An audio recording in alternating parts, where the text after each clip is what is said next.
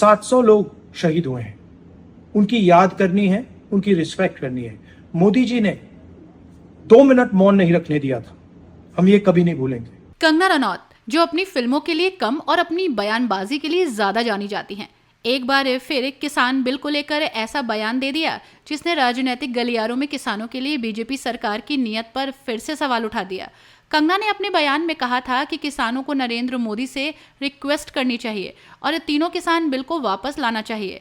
उनका इतना कहना था कि इस पर सियासत तेज हो गई और विपक्ष ने एक बार फिर बता दिया कि कैसे बीजेपी सरकार कभी भी किसानों के हित में कार्य नहीं कर सकती।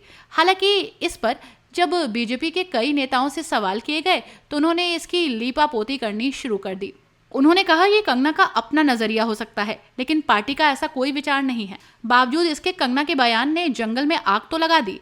इस मामले में ज्यादा तूल पकड़ने के बाद 25 सितंबर को कंगना ने एक और वीडियो शेयर किया और कहा कि उन्हें इस बात का ध्यान रखना चाहिए कि अब वो एक्ट्रेस ना होकर बल्कि बीजेपी की सांसद भी हैं और वो किसान बिल से जुड़े अपने शब्दों को वापस लेना चाहती हैं।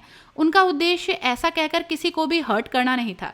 अब कंगना ने तो बड़ी सफाई से अपनी गलती भी मानी और माफी भी मांगी, लेकिन विपक्ष उन्हें इतनी जल्दी इस मामले में माफ करने के मूड में नहीं है।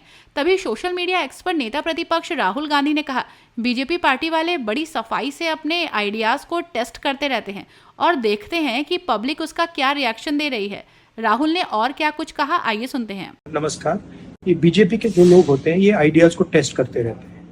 ये किसी से कहते हैं कि आप ये आइडिया पब्लिक में रखिए और फिर रिएक्शन देखते हैं। यही हुआ है। उनके एक सांसद ने किसान कानून, जो काले कानून थे, उनको रिवाइव करने की बात की है। मोदी जी, आप क्लैरिफाई कीजिए, आप इसके खिलाफ हैं या आप फिर से बदमाशी कर रहे हैं? क्या वो किसान के कानून रिवाइव करेंगे या नहीं? और अगर करेंगे तो फिर मैं आपको गारंटी दे रहा हूं कि इंडिया गठबंधन पूरा इनके खिलाफ खड़ा हो जाएगा। 700 लोग शहीद हुए हैं, उनकी याद करनी है, उनकी रिस्पेक्ट करनी है।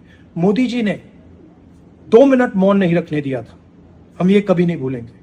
धन्यवाद। राहुल के द्वारा कहे गए इन शब्दों को सुनकर आपको क्या लग रहा है? क्या ये मामला यहीं पर खत्म हो जाएगा या फिर कंगना के द्वारा दिए गए इस बयान की बीजेपी को अच्छी खासी कीमत चुकानी पड़ेगी? अपना जवाब हमें कमेंट में जरूर लिखिएगा।